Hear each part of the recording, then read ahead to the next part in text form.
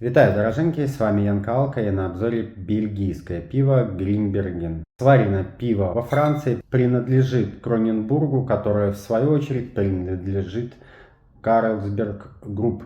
Три варианта пива, продается в Минске в 7 пятниц по 4 рубля. Бланш, дальше у нас Дабл Амбре, это у нас дюбель, и Руж Интенс, это у нас лимонадик, фрутбир. Стартуем с бланша. Гринберген Бланш, пиво специальное, светлое, пастеризованное. Гринберген Бланш.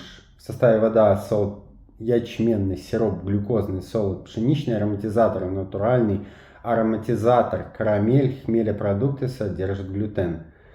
Изготовлен 16.01.24, совсем свежее, что плюс. Изготовлено во Франции. Обычно Гринберген у нас продавался польского розлива, польского производства. Этот именно французский. И забегая вперед, скажу, что он поинтереснее, нежели польский. Возможно, мне так кажется. 16.01.24 изготовлен. Ароматизаторов напихали разных, мне это не нравится. Плотность хорошая, 13,4, алкоголя 6,0. Почему начинаю с бланша? Потому что только что делал обзор на Blue Moon. Пробки, кстати, брендированные. И белорусы, как всегда, их акцизами заклеили. Кстати, коньяк Каспий отлично. Вот я думал, выливать его, не выливать. Нет, Каспий я не вылил. Я вот пробочки именно Каспием и отмывал. В общем, Каспий в хозяйстве пригодился. Итак, бланш. Не рассказал. Вот я снимал Blue Moon буквально 10 минут назад. И мне вот интересно, как Blue Moon против этого бельгийца себя поведет. Карбон жесткий. Карбон очень жесткий. Пенная шапка для бланша довольно слабая. Цвет прозрачный, затуманенный, такой соломенно-желтый, такой белесый, интересный. Нос дрожжи немножко, сладость, банана нет, пока нет. Чуть-чуть цедра, банан начинает немножко дальше проявляться. Да, затухлость немножко идет. Сейчас посвежее нос стал. Чуть-чуть кислинки есть. На вкус. На вкус сладковато. Не сказать, что полнотело. Чуть-чуть кислинки. Аромку они сюда зря добавили. Чем дальше стоит, тем больше проявляется пшеничка. Скажу так. Пить это можно, но нужно ли? За 4 рубля, в принципе, нормальный бланш. Не более того, без изюминки, без души, скажем так, балла на, не знаю, баллов на 5-6. Так, дюбель наш, я его за последнее время, пил раз в 5 за последний месяц. Вот эти две штучки стояли, а вот этот выпивался, и мне приходилось его каждый раз докупать. Имеем пиво специальное, темное, пастеризованное, Гринберген Дабл Амбре. Состав: вода, солод, ячменный сироп, глюкозный сахар, ароматизатор, карамель, хмелепродукты, содержит глютен. Экстрактивность в начальном сусле 14,7, алкоголя 6,5. Алкоголя 6,5, дата розлива 15.01.24, что перестало работать. 15.01.24 розлив. Также брендированная пробочка, отмытая коньячком Каспий.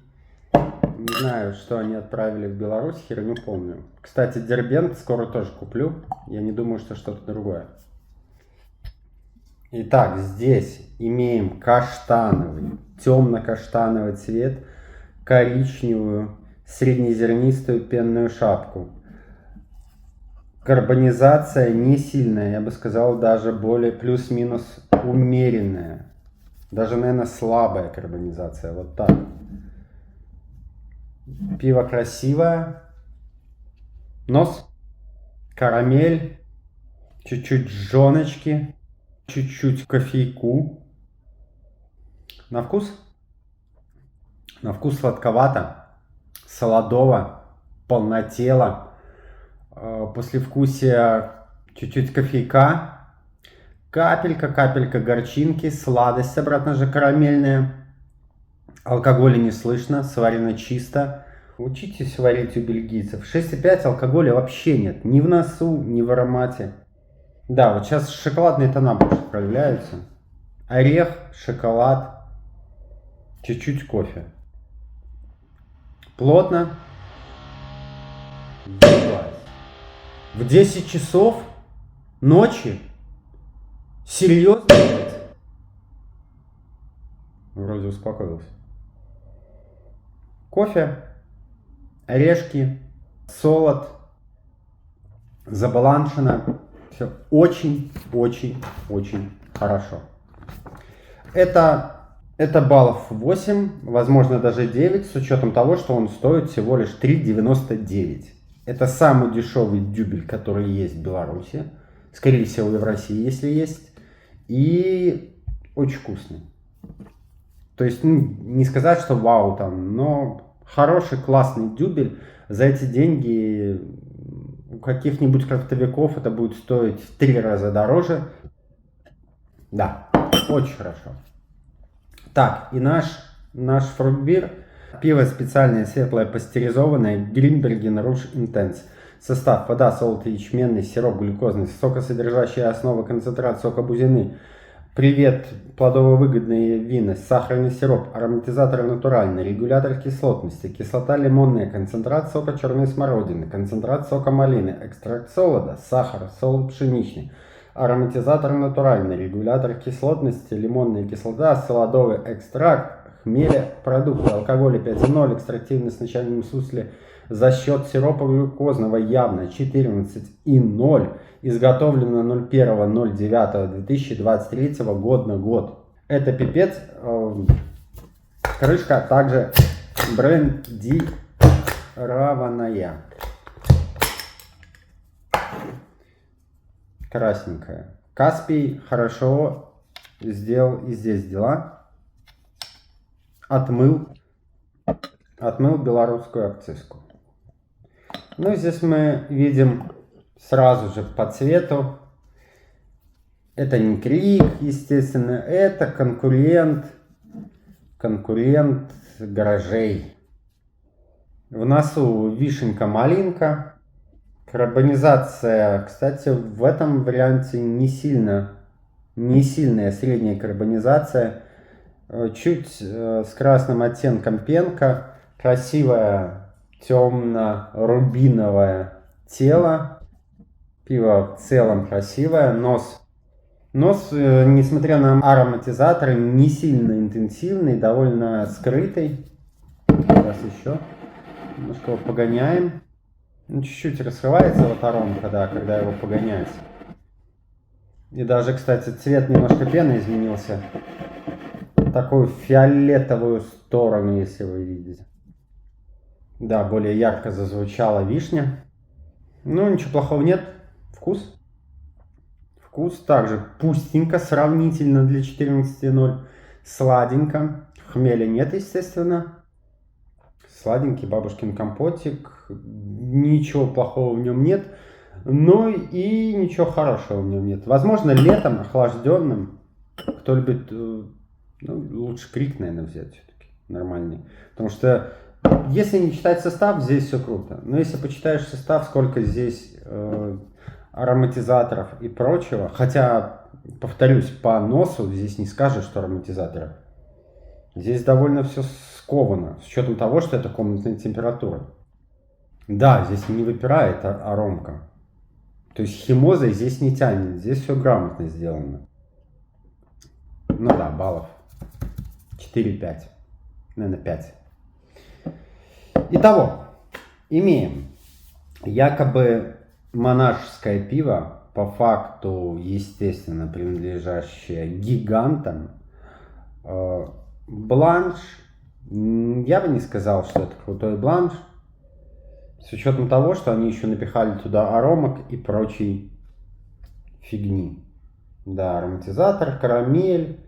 Нафига ароматизатор еще натуральный какой-то. Ну, сироп глюкозный для, понятно, для плотности, чтобы алкоголя больше. И убрать спиртуозность. Ну, такое. Нет, я баллов 5 поставлю. У него нету души какой-то. Вот у Blue Moon, кстати, американского, бельгийского Вита, сваренного в Чехии, есть душа. Там он весь в цитрус. В этом нету. В этом нет души. Дюбель. Лучшее. Лучшее. Вот сейчас еще кофе пошло. Да. Кофе прям очень хорошо. Пенные шапки сошли, но закрывают поверхность пива. Это показатель отличности и качества. Питка. Чуть-чуть вот, блин, все-таки, наверное, 8. В нем сладость немножко выпирает. Немножко бы отсюда сладости убрать. Но, смотрите, очень аккуратно с дюбелем, потому что 6,5 алкоголя, которые здесь не чувствуются, прям будут вас прибивать. И вот таких 2 бутылочки, 3 на вечер, в холодный вечер, отлично. В общем, вот это number one. Глинберген Амбре, то есть дюбель. Вот этот очень хороший дюбель, повторюсь, нет, давайте 9 все-таки. За эту цену, это получается $1.30, но это лучший дюбель, который можно купить в СНГ за такую цену. Поэтому это 9. А здесь тоже Russian Tense, куча аромок, куча разной химозы. Но, кстати, ни в носу этого не слышно, ни во вкусе особо не слышно, именно химозности. Сейчас вишенка пошла с малинкой, прям одно другое перебивает. Вот когда она постояла, немножко уже интенсивность этих аромок начинает проявляться. Это минус, кстати. Ну, это пить можно.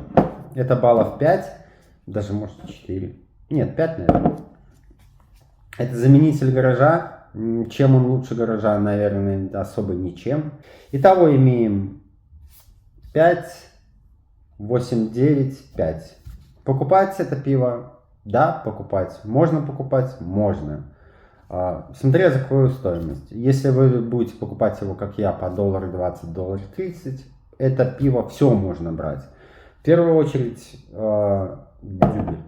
Это в первую очередь он тут немножко выделяется. Вот я его и пил, и покупал, и буду продолжать покупать. Это очень хороший, на мой взгляд, дюбель за свои деньги.